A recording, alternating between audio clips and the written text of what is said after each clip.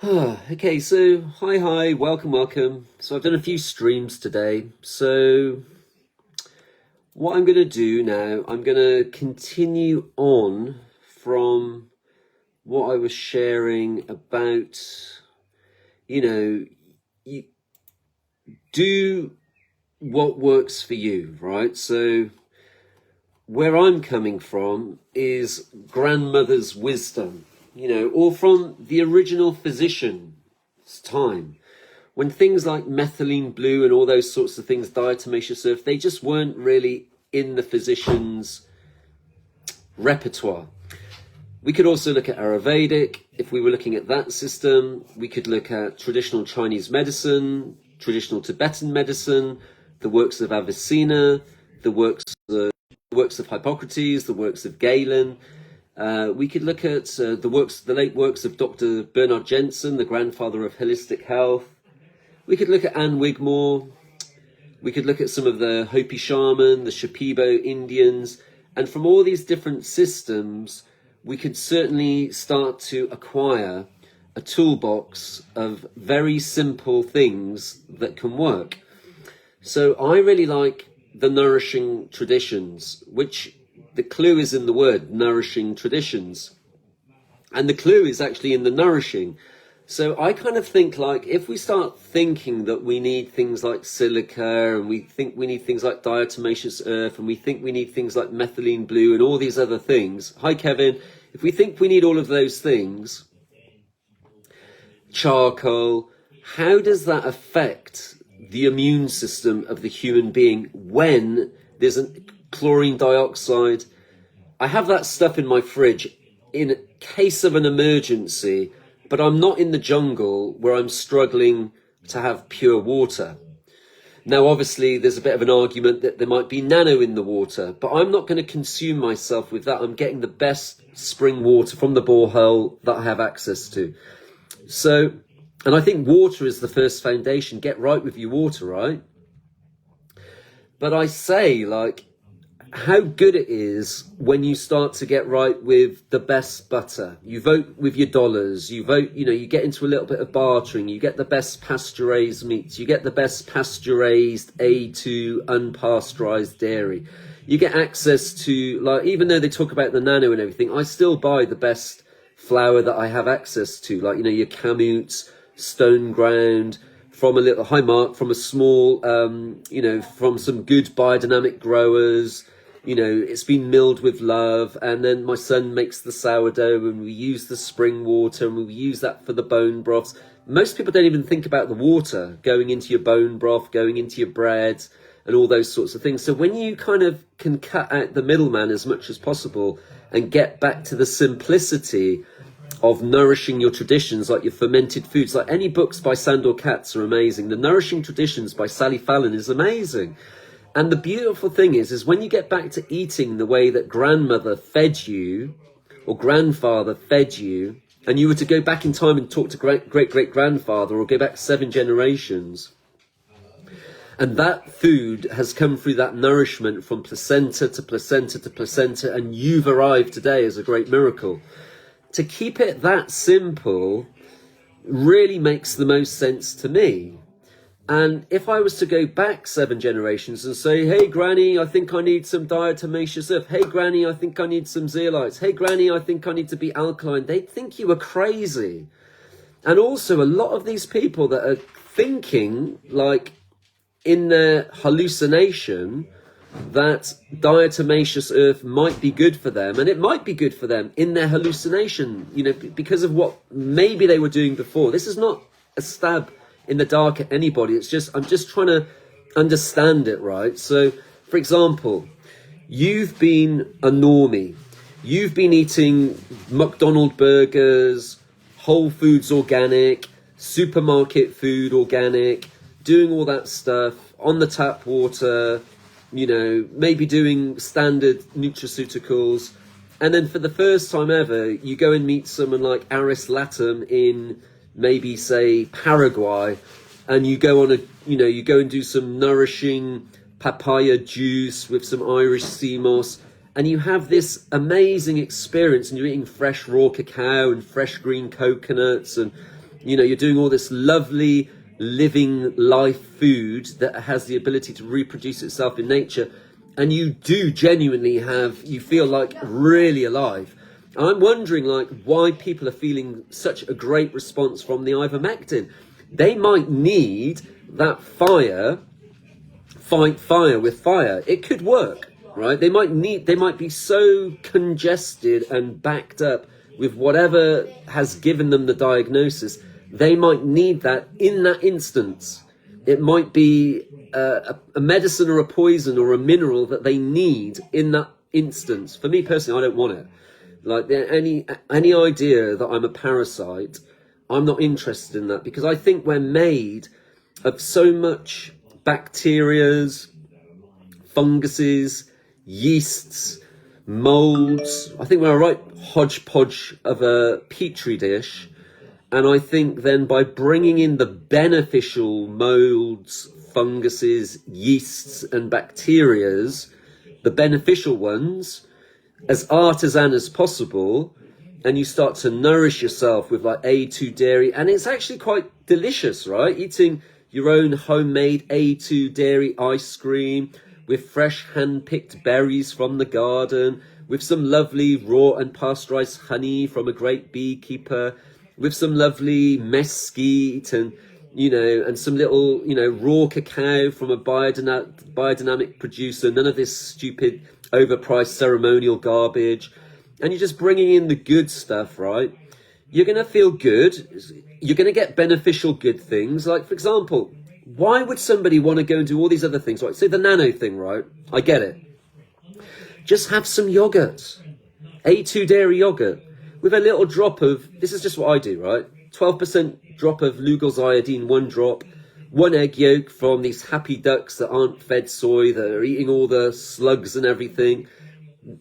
1 egg yolk, couple of egg yolks, bit of raw yogurt, bit of bovine collagen, little bit of honey, maybe some bee pollen, down the hatch. 1, it tastes good. 2, I'm getting all those beneficial good things. And then the body's switching on.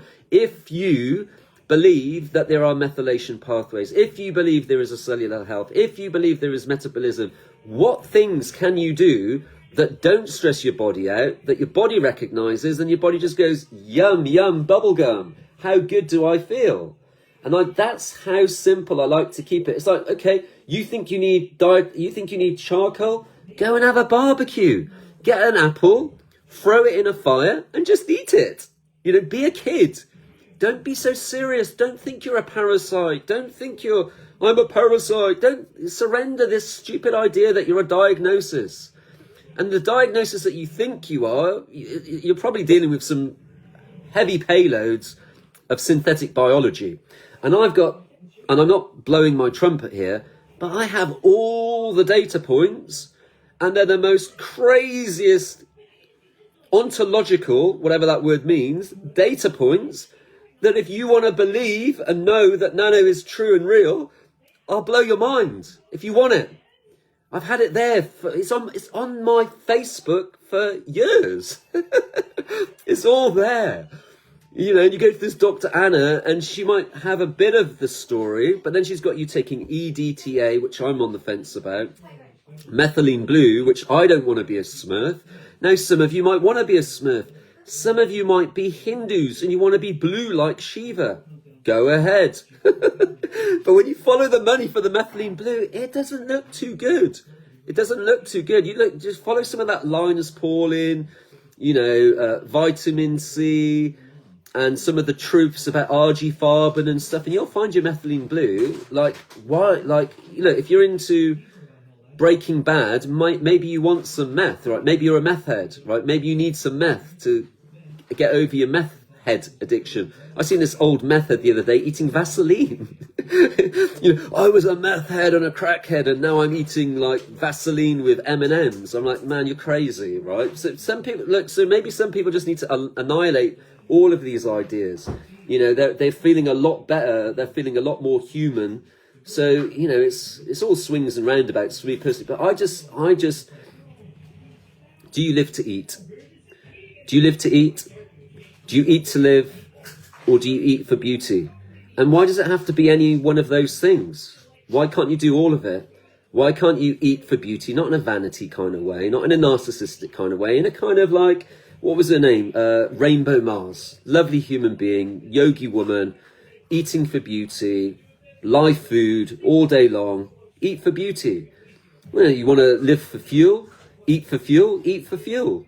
But if you want to, you know, enjoy I really love going to a greengrocer's and picking up a cauliflower and smelling it and looking at all the different selection of apples and looking at some nice fresh leeks and some lovely fresh sprouts and all these good things. I really like the engagement, and my wife goes out every evening and picks all these lovely vegetables from the garden. We don't have to buy any greens. We're getting so much green off the land. It's just so wonderful, and we're getting berries at the moment.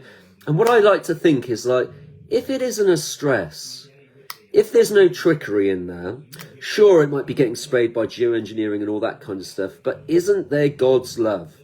Isn't there the elements? Isn't there much more to life than all this kind of nefarious black pill quantum AI bullshit? You know, isn't there more to life than all of that? And I think when you start to live that life that you want to see, what did Gandhi say? Be the change you want to see in this world. So when you are that change in this world, when you put your hands in the soil, you grow the food, and you get that connection, or you support those that are doing that, then you're getting one step closer to nourishing yourself, like eating the fermented foods. It's delicious. Having the best eggs, having access to the best fish, oysters, steak. For me, I like to keep it so simple. There's no diatomaceous earth. I don't need diatomaceous earth. I have no desire, or, you know, if I ever felt like maybe the payload of the molds, fungus and yeast was a little bit out of whack, then, like, which it kind of isn't, from my experience of doing things like, in fact, if you think you have parasites, which I don't think you do, but if you've got a big payload of mucoid plaque in your body, there's lots you can do. You could pick up a book by Andreas Moritz. Or you could pick up a book by Dr. David Jubb or Dr. Gabriel Cousins. Don't get stuck there. Don't become an evangelist there. But you could, and there's nothing wrong with that. You'll glean, if you break free from that, you'll come out of it with a great fountain of knowledge with how to now look at your ingredients. That, I think, you know, there is credence with going and hanging out with Aris Latam or hanging out with somebody like Dr. David Jubb. You know, you could glean some wisdom from them and equip yourself with them, but then I wouldn't limit myself then. I might hang out with Dr. Robert Kazar and then go and hang out with some Taoists and then maybe go and, you know, and then bring in, my friend Marcus always says, take from it what works for you and discard that does not. And so for me, things like diatomaceous earth, as a pet owner, if I was rescuing a cat and I needed to clean up the coat of the animal, I might use diatomaceous earth, but I've never had the intuitive feeling that I want to eat it. I might want to eat some of a molehill. I've done that before. I've definitely eaten roots of nettle with soil on them, but I don't go then and eat teaspoons of soil. I don't feel that need. So if I knew there was a mound of diatomaceous earth, I don't think I'd be compelled to want to eat it. Does that make sense? Like, who does that? And usually if somebody does that, they're in a state of famine and they're in a state of disrepair and they're needing to get some kind of nutrition from somewhere. And it's usually in very dire situations does somebody want to have to do that, which then makes the argument, what on earth are they doing to human beings, right?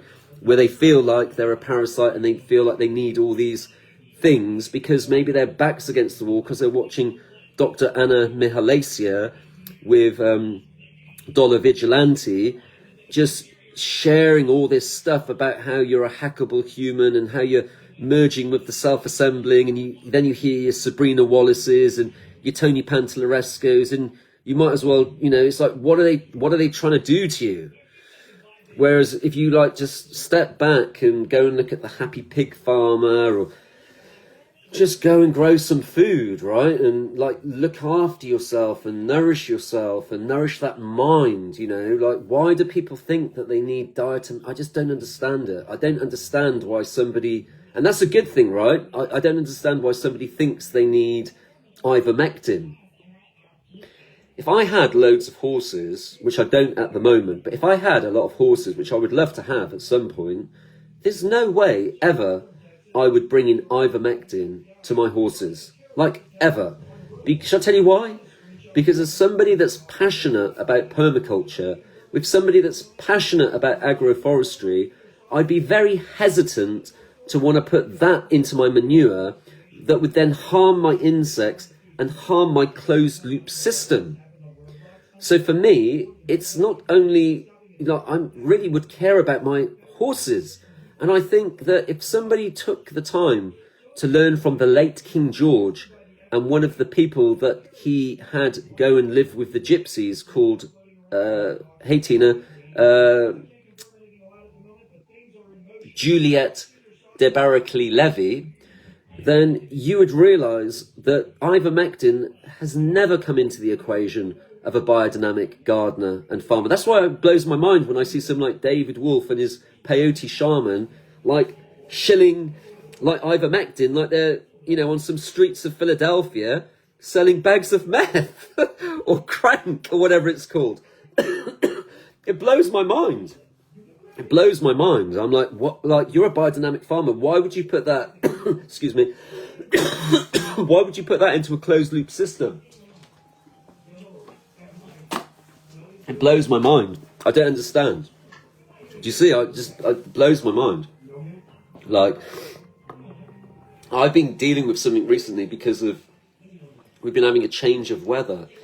It's like one day you'll have sun, the next day you'll have rain. Like, then there's like nuclear fallout in, you know, stupid Iranians and Israel and Iran being like these naughty little schoolboys, just like destroying each other, and like, just like, why can't they just why can't they just do what the Germans and the British did on that Christmas Eve and just go and have a dance? You know, it's like when Trump, love him or hate him, you know, it was great to hear Trump say yesterday, like, they're fucking crazy, right? They're lunatics, they're stupid.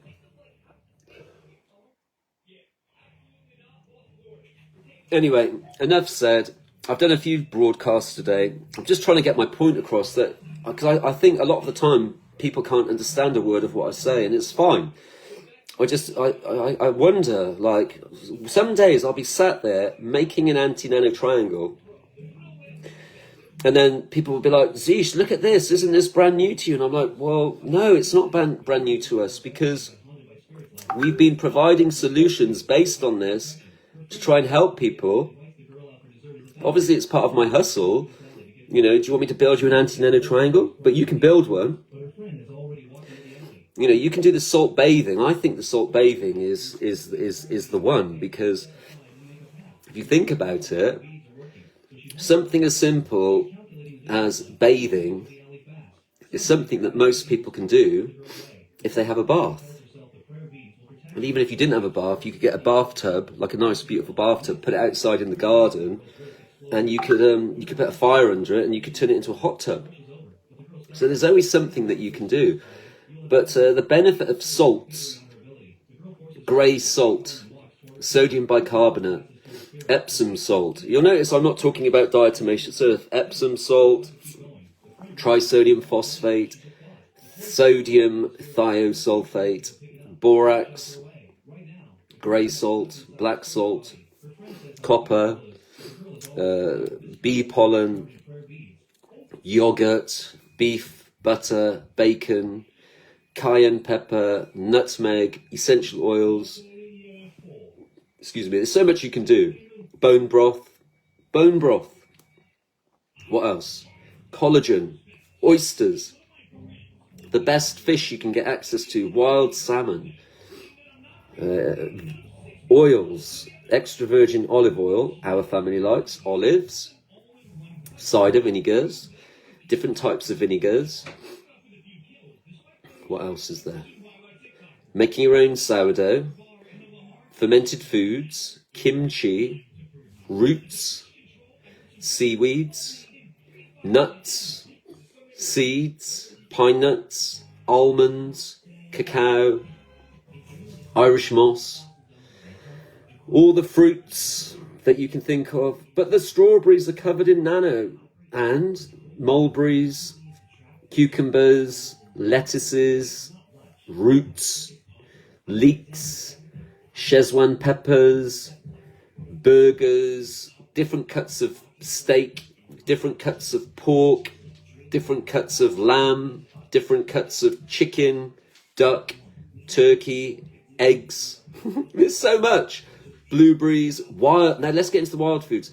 Wild mushrooms, wild bilberries, wild flowers, wild herbs, damsons, what are they called?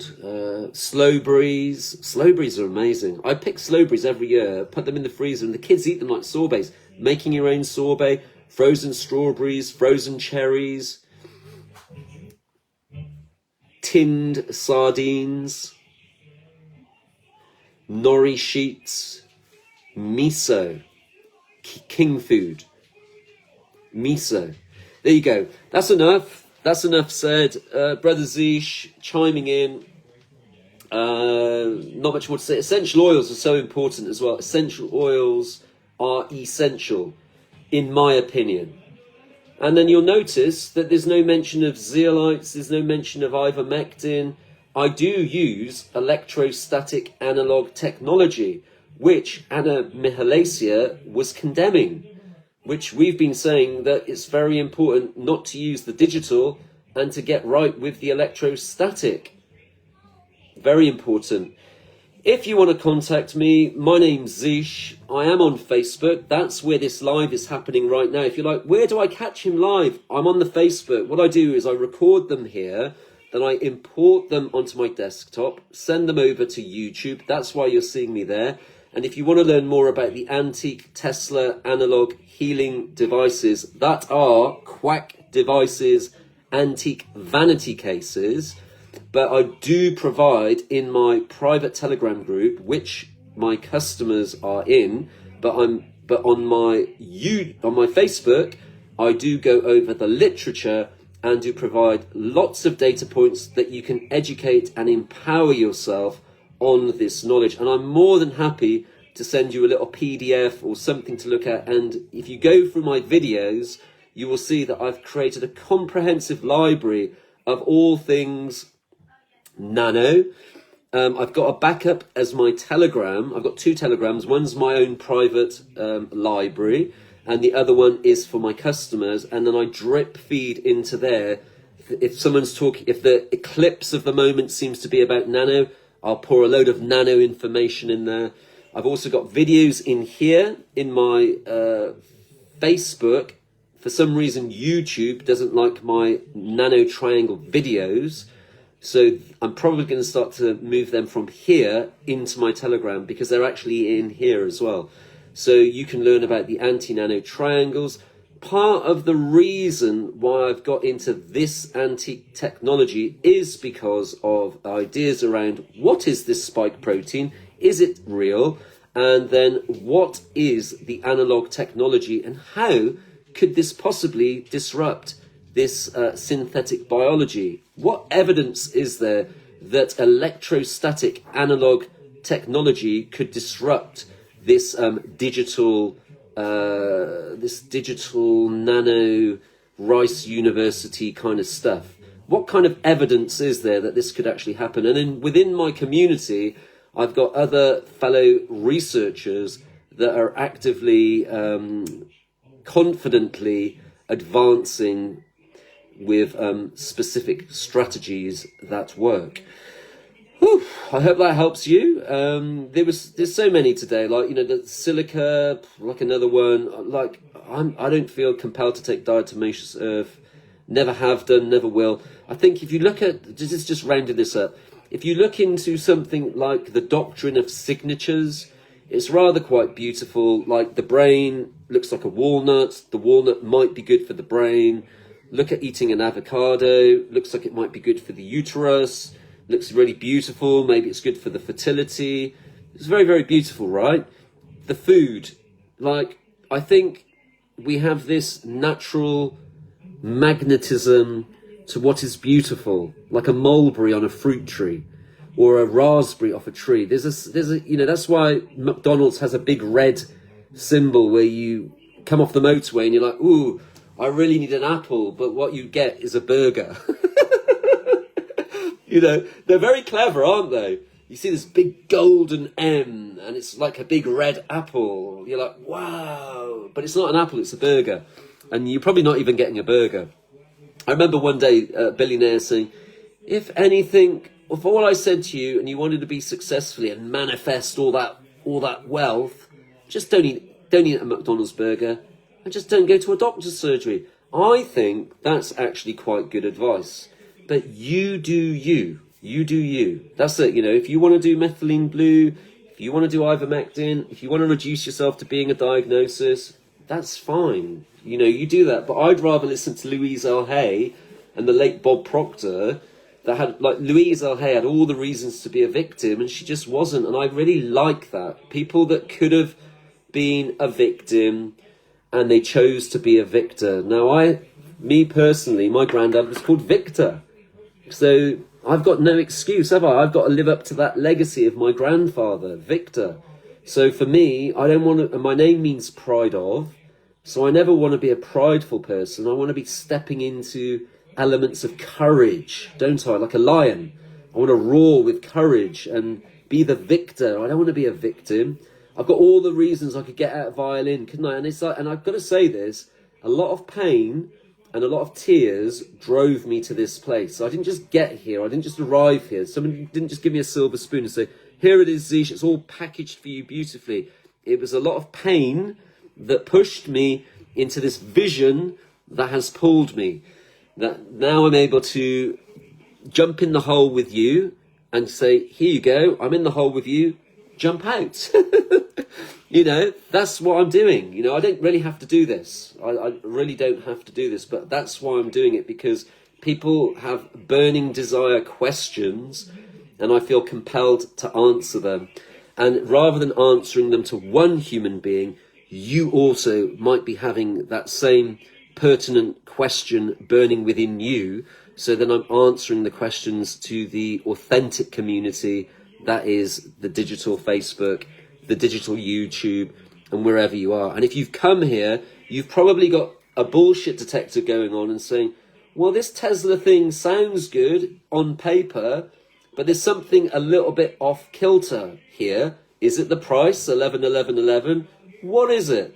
And so the more that they're trying too hard, they could just bring Zish in and I could help them. But they haven't done that. I've actually written to them to try and help them. I've been trying to help people with this since Corona. I've been trying to help people with this. But God doesn't want me to do it. He wants me to maintain my focus with this. So that's where I'm too, under the radar. I'm not going viral. I'm just here, this little dad that knows some things, and I'm definitely not the smartest man in the room. And, you know, I know I'm not the smartest man in the room, for crying out loud. So I'm just sharing, like, what I think about all this. I think some great books, like I said, is Contagion Myth by Dr. Tom Cowan. Anything Nourishing Traditions, Sally Fallon. Amazing. If you're becoming a mum, get a Sally Fallon book. It's really important. And, you know, I'm certainly not perfect. Progress, not perfection. I like to say every master was once a disaster. Anyway, if you've made it this far, thank you for watching. Again, good to connect. Leave your comments in the bottom. I always reply. If you leave comments on the YouTube, if you want to help me, leave a comment in the YouTube. Like it, subscribe, and share it. And do the same on here. If you like it, if you got some value, maybe say what value you got from it, and then just share it if you want. I don't even know if it really does much. I don't think those sorts of... But maybe it does. I don't even really care, to be fair. But if it does... so what? I'll probably end up getting more likes for doing videos on why my draining rods are shit. I'm trying to unblock these drains at the moment, and the drain rods are rubbish. They either unscrew the wrong way, you've got to screw them in like this, and then they can undo themselves, or they've tried to like try and make it better. I'm on my second lot of draining rods, and I think a lot of the problems is the way people are building houses. They're not building them as true utility, where they're thinking about, look, if that dad wants to get in there and clean all the pipes out, how's he going to do it? People just don't think. We think we've become so intelligent, but you look at the way our houses are. Like, the only way I can now foresee that I could unblock you. Well, this is probably quite relevant actually, because it's about unblocking drains. And I've been thinking about this today while I've been unblocking the drains, and I am unblocking the drain. It's just that I don't have what I think I need is this very giant roll with a little eye on it, like where I could look at it with a lens, and I send it down through the hole, and I can see what's going on in the tubes of these, probably the pipes. Maybe the pipe's broken. I don't even know, right? There could be like so many things going on with the pipe work to the septic tank, which is just not working as it should. And then that would probably be what I would need. That's real high tech. But I'm looking for a low tech solution. So now that's what I'm doing now, and I'm trying to get the plunger in. I seem to be plunging it.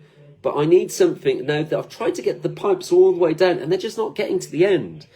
So if you thought you had parasites and you're going straight after the parasite, and you haven't even got to the point where you're switching on God, you're not switching on your metabolism and your methylation pathways by getting into the soggy sponge called your liver, your soggy sponge called the liver, and you haven't wrung that out, then you've got to do the liver first, which then sorts out the gallbladder, which then sorts out the bile. Then you do the kidneys, then you get the stones out, get all those stones out, all that mushy, and then you get to the parasites. If you've got parasites and you think you need to do it, there's many ways you can get the mucoid plaquette. You can buy a book by Dr. Bernard Jensen.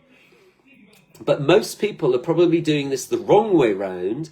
Their bodies are in a state of stress, and they're continuously in this hamster wheel, and then their brains are like defunct, and they're thinking that they're a parasite. And I'm like, when you do a proper cleanse, it actually calms you down, and you really should just be nourishing yourself and feeling really good and resting really well, and just calming things down. It's really quite beautiful. And then you start to do the liver, the gallbladder. The body feels optimum, and you just feel a lot younger and lighter, and life feels really good. I might actually do one because I'm just reminiscing on what I've done with my whole family, and it was amazing. You know, I have had a point where the load was a little bit over, but I've worked out how to do that with different kinds of bicarbonates and different kinds of... I take oregano every day religiously. Like, oregano is so important for me religiously every day. So I've got my own little let me show you my stack. Look, this is my stack. Let me show you. And see, I'm not bullshitting that. There's my oils. There's my oils. And yeah, like oils. Oils. I've got oils everywhere. I'm taking clove at the moment. I'm taking clove. I'm taking lemon oil. I'm also taking bay leaf for my brain. And I had wet mucus yesterday, and I've dried it up today. And I think it's because I've been smoking tobacco. I've run out of cigars, and I don't seem to do very well on tobacco. I seem to do better on cigars. Oregano is awesome, Kevin. Like, my favourite is North American Herb and Spice Company. This North American Herb and Spice Company is the best company. Oh, so it's you, Kevin. You've been here all the way through. How was it? Did I glean? What my problem at the moment is, I don't think people can hear me. Can you hear me, Kevin? Yeah, I think you hear me, don't you? You actually hear me. So it's like, but some people, I think, I was in a group the other day, and I said, the lights are on, and nobody's home. But this is kind of similar to this is kind of similar to the this is kind of similar to you can lead the horse to water, but you can shoot the horse. Well, this is kind of similar, isn't it? Because like the lights are not home and there's nobody in, and I'm on the peppermint oil. I need some cigars. I brought in this new tobacco, which is organic, and it's just, but I think the weather, because they're doing all these funky wars and shit, I kind of think it has an adverse effect on the weather and the temperament, because that affects all of the human emotions, doesn't it? That's why it was good when I heard Trump just go, oh, you know, you retards. You need, oh, I just had a drop of peppermint. Whew. Whew. Wow, that was good. And there's the slim Sperling devices. I really think salt, Kevin, I think we should do the salt, brother. I genuinely think people are ready for the salt. I think we should do the salt. All right, and let me just, before I go, I'll show you a few other little things. Here you go, there's my stack. Oh, look, stack. Dr. Flaherty. Yeah, I should call myself Dr. Flaherty. Dr. Flaherty. Dr. Flaherty. You like that one, Kevin? You like that one too?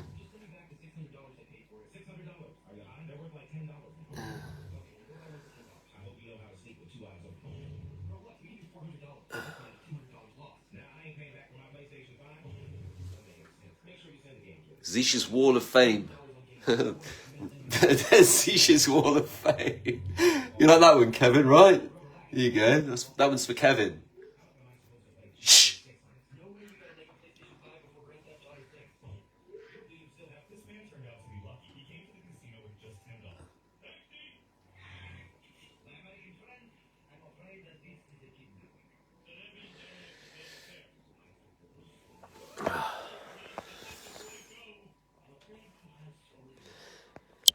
Okay, anyway, there you go. That was a Brother Zish production.